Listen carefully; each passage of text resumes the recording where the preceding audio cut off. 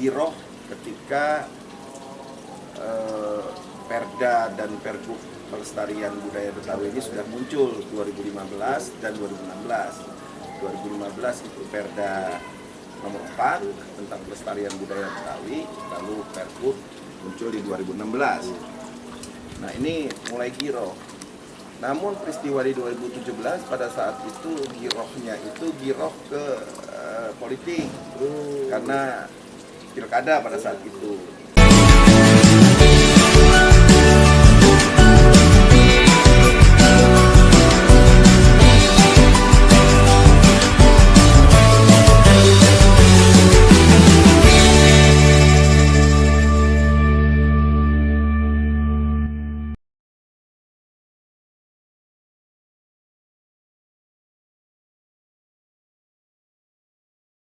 Assalamualaikum warahmatullahi wabarakatuh. Alhamdulillah hari ini saya bisa bersilaturahmi ke salah seorang tokoh Betawi, Bang Eki Pitung. Assalamualaikum Bang Eki. Waalaikumsalam warahmatullahi. Makin ganteng aja Bang kita ini. Emang udah dari lahir. Dari lahir itu ya. Udah diprojolin tuh Oh, udah. gitu. Nyane bilang waduh ini ganteng nih katanya Gitu, gitu Bang. gitu ya. Ya katanya aneh aja sih. Tapi aneh melihat begitu juga. Dan salah satu hal yang mungkin membanggakan buat saya sebagai anak Betawi, jadi bukan cuma ganteng, abang. Saya melihat abang peduli kepada Betawi, khususnya seni budaya Betawi. Amin. Jadi aneh pernah dengar cerita bang, aneh pernah ngobrol dengan beberapa tokoh pesilat tradisi Betawi ya. Jadi abang adalah seorang pencetus sekaligus pendiri dan juga sekarang ketua umum dari Ikatan Seni Ikatan Silat Betawi Betawi Indonesia Jaya. Jaya, ISPI Jaya bang. Iya. Itu gimana awalnya abang punya pemikiran yang luar biasa itu bang untuk memajukan silat Betawi di kancah nasional maupun internasional? Ya, jadi ISPI Jaya ini kan udah 4 tahun ya. 4 tahun ya. Nah, baru kemarin kita miladnya 2020.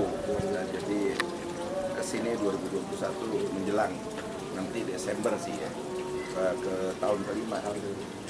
Jadi memang dulu di tahun 2017 kira ketika memang kegelisahan para penggiat silat, kegelisahan dari guru-guru silat Betawi yang memang pada saat itu begitu gencar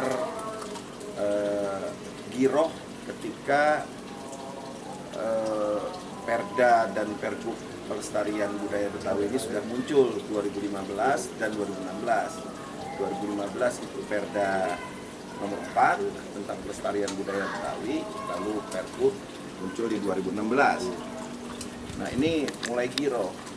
Namun peristiwa di 2017 pada saat itu girohnya itu giroh ke politik karena pilkada pada saat itu, dan sampai juga teman-teman penggiat silat ini muncul dengan kejawaraan-jawaraan, pangsi-pangsi di mana-mana. Ini menjadi satu hidayah, dan menjadi satu hasanah lagi bahwa Betawi yang tadinya pada diem-diem begitu sekarang udah mulai giroh nih. Nah, muncullah di 2017 ketika ada peristiwa 212 tentang Al-Maidah gitu, waktu itu Ahok. Nah, jadi Betawi merasa di kampungnya sendiri ini kepengen menjadi tuan rumah di kampungnya lah. Ditambah lagi pada saat itu memang sangat kental begitu nuansa politiknya, Betawi ditekan dan terus-terusan gitu. Nah, jadi kita melihat bahwa biarkan teman-teman saudara-saudara kita yang penggiat-penggiat silat ini dengan mengatasnamakan jawara Betawi ini masing-masing punya visi dan misi yang masing-masing memiliki tujuan gitu. Ada yang bilang jaga ulama, jaga kampung dan seterusnya. Nah, ini lupa dengan spirit dasarnya gitu. Spirit dasarnya bahwa perguruan-perguruan aliran-aliran silat Betawi ini kan luar biasa potensinya dan banyak, bahkan jenis-jenis aliran silat Betawi itu di atas 50 sampai 100-an lebih begitu. Ya, 360-an itu kalau diiris-iris misalnya beksi aja mungkin udah bisa ada beberapa aliran beksi begitu. Cingkrik pun begitu, ada beberapa aliran ketika memang ada gurunya pegang ditambah dan jadi jingkrik siapa ya begitu. Baik itu juga ada beberapa jenis aliran silat lain, bahkan tok-tok misalnya, siliwa dan seterusnya lah. Nah ini sayang kalau potensi ini dengan irisannya adalah bahwa Perda dan Pergubnya ini nanti bisa terakomodir dari situ, maka kita melihat perlu dibentuk atau perlu juga dibangun sebuah rumah besar, sebuah rumah himpunan dari berbagai macam perguruan dan aliran silat tradisi Betawi. Dan alhamdulillah itu memang muncul awal-awalnya itu memang dari teman-teman saudara-saudara ya dari Beksi Kongkas Pulau sebenarnya. Yang datang ke rumah ya pada saat itu datang ke rumah, gimana ya bang, terus kita bilang bahwa jangan lagi pakai nama jawara, jangan lagi pakai nama-nama yang sifatnya, karena itu udah ada, saya bilang itu udah ada, pakailah satu ikatan, satu perkumpulan yang memang tujuannya adalah ini sebagai rumah besarnya dan berpikir berbuat untuk bagaimana kelangsungan terus menerus silat tradisi kita gitu. Jangan sampai ada yang klaim nanti. Kalau udah ada yang klaim kan bahaya gitu. Contoh misalnya ada kuliner yang diklaim oleh Malaysia kan pernah. Lalu batik juga diklaim oleh negara lain gitu. Nah ini jangan sampai silat tradisi kita Betawi ada yang klaim. Makanya kita benar-benar harus punya satu misi yang jelas. Berjalan di situ kita deklarasikan, lalu alhamdulillah mulai banyak melihat gitu. Dan gelar pertama sebagai bentuk pembuktian bahwa silat Betawi kami ada itu kita gelar 24 jam nonstop. Gebrakan awal menganggap bahwa kita masih ada, Betawi ini masih ada, Betawi ini masih menjaga tradisi silatnya gitu. Nah itu di Museum Fathahillah di Kota Tua, di mana itu memang banyak yang kontroversi pada saat itu karena pemerintahan pada saat itu masih transisi, jadi pemerintahan DKI masih transisi dan itu perjuangannya Masya Allah. Begitu kita gelar 24 jam nonstop di 2017 bulan Desember, itu berhasil alhamdulillah. Ada semua peserta dari para pesilat Betawi, perguruan itu kurang lebih 180 peserta, 180 PDKI atau Jabodetabek, bahkan Bogor datang begitu ya, yang punya aliran Betawi. Nah itu rangkaiannya itu di luar dugaan kita bahwa ternyata memang begitu cinta orang-orang Betawi, apalagi guru-guru tua yang masih mempertahankan silat tradisi Betawi itu begitu cinta, mereka mengirimkan perguruannya untuk tampil walaupun cuma durasinya mereka dapat sekitar 5 menit begitu ya. Baik itu dia main angkas, main golok, main kekuatan masing-masing, main jurus, itu transisinya tuh sebenarnya yang rawan itu di antara jam 12 malam sampai jam 4 subuh itu kita rawan karena siapa yang mau main begitu. Artinya karena ini 24 jam nonstop dari jam 3 sore hari Sabtu jam 3 sore sampai tembus ke hari Minggu jam 3 sore. Berarti tengah malamnya itu harus tetap diisi oleh silat-silat Betawi. Nah, alhamdulillah pecah rekor muri, bahkan Jaya Suprana sebagai pemilik Muri itu mengatakan bahwa begitu jam 3 tank silat tradisi Betawi ini sudah dilakukan untuk pecah rekor gitu ya, itu Jaya Suprana seolah-olah bahwa dia kayak hampir nggak percaya gitu, bahkan dia dalam pidatonya menitikan air mata bahwa ini memang harus dipertahankan, dia bilang memang harus dipertahankan dan ini harus dijaga seterusnya. Ini tidak layak dijadikan rekor Indonesia, dia bilang. Tidak layak dijadikan rekor Indonesia. Kita berpikir pada saat itu, waduh, gagal gitu ternyata. Mungkin ada penilaian Muri yang dianggap kita nggak masuk gitu, pernah putus durasinya, misalnya putus 5 menit begitu kosong, nggak ada yang ngisi silat begitu di panggung, kita udah berpikir sedih tuh. Dia gantung berapa detik itu omongan, kita mikir gitu kan, ini tidak layak dijadikan rekor Indonesia, tapi layak dijadikan menjadi rekor dunia gitu. Itu langsung kita bersujud syukur semua, Allahu Akbar. Nah, jadi kita rasain bahwa rasanya memang ini berarti kita prasangka baik ya sama Allah, bahwa Allah berarti ridho nih, karena ngumpulin guru-guru tua, ngumpulin guru-guru atau pendekar-pendekar atau jawara-jawara Betawi sejabotabek bukan hal yang mudah, ditambah ikhlas dia mengisi. Yang kedua, di tengah malam dia benar-benar mengisi gitu, bela-belain jangan sampai putus.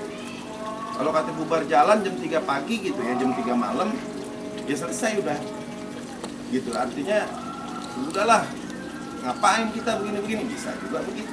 Oke Bang, para sahabat semua, apa yang disampaikan sama Bang Teguh Pitung barusan memang menjadi sebuah kebanggaan buat kita. 2018 di Asian Games, karena tuan rumahnya Jakarta, kita minta penyelenggara Asian Games untuk melibatkan silat Betawi, karena di dalam rundown pembukaan Asian Games itu nggak ada sama sekali, penampilan Betawi. Yang ada pada saat itu Aceh sama Papua, kolosal. Jadi kita agak ngambek dikit waktu itu datang ke panitia Inasgok di Senayan. Jadi saya bilang, nanti pembukaannya di tanah Betawi. Saya bilang di Senayan, di Gelora Bung Karno. Kalau ente tahu, anda bilang kalau GBK itu adalah sumbangan dari orang Betawi. Kalau GBK itu adalah sumbangan dari orang Betawi. Yang mana Soekarno pada saat itu minta ngomong sama tokoh-tokoh Betawi daerah Senayan, itu minta pengertiannya untuk dibangun satu stadion utama. Mereka ngerti orang-orang Betawi, karena ini untuk pembangunan Indonesia, untuk pembangunan Jakarta. Mereka minggir semua. Nah sekarang ini udah bagus tempatnya, udah internasional. Kenapa acara Asian Games yang sifatnya internasional orang Betawi nggak dimunculin gitu? Perang itu waktu pada saat itu sama IO-nya, pihak panitia. Akhirnya dia bilang alasan inilah IO-nya orang luar negeri dan seterusnya. Jadi ibaratnya kontennya, isinya itu bukan dia yang kemauannya ngomong alasan-alasan begitu. Tapi akhirnya diterima, kita dengan niat tulus kita, dengan ikhlas, karena nggak kepengen kita mau ada unsur-unsur lain, kita cuma kepengen Betawi ditampilin begitu. Alhamdulillah diterima untuk di penutupan. Nanti penutupan deh ya Bang Eki ya, kita seremoninya karena lebih ke charity katanya. Ya udah nggak apa-apa. Begitu kita persiapan penutupan, ternyata pihak Asian Games nelfon lagi, minta Pak, ini kita kan pembukaannya tanggal 18 Agustus. Tanggal 17 Agustus ada Hari Kemerdekaan Republik Indonesia. Obor dari luar, obor Asian Games mau masuk ke Istana Negara. Jadi Bang Eki bisa nggak yang silat kolosalnya tampil untuk menyambut obor itu? Masya Allah kita pikir, kita nggak pernah mikir ke situ tuh.